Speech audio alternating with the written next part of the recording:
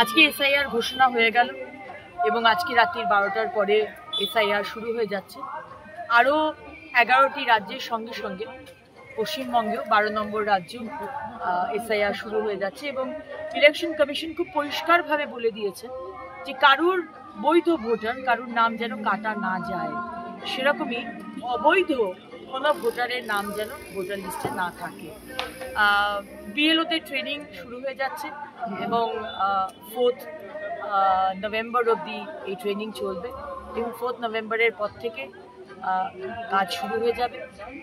আশা করব প্রশাসন এবং মমতা ব্যানার্জির সরকার, যদিও বা বলছেন যে একটা নামও যদি বাদ যায়, উনি নাকি বলেছিলেন আগুন জ্বালিয়ে দেবেন, কিন্তু উনি একবারও বলেননি যে একটা নাম যদি রয়ে যায় রোহিঙ্গা বা বাংলাদেশি মুসলমানদের, তাহলে কিন্তু উনি আগুন লাগিয়ে দেবেন, সেটা কিন্তু একবারও বলেননি।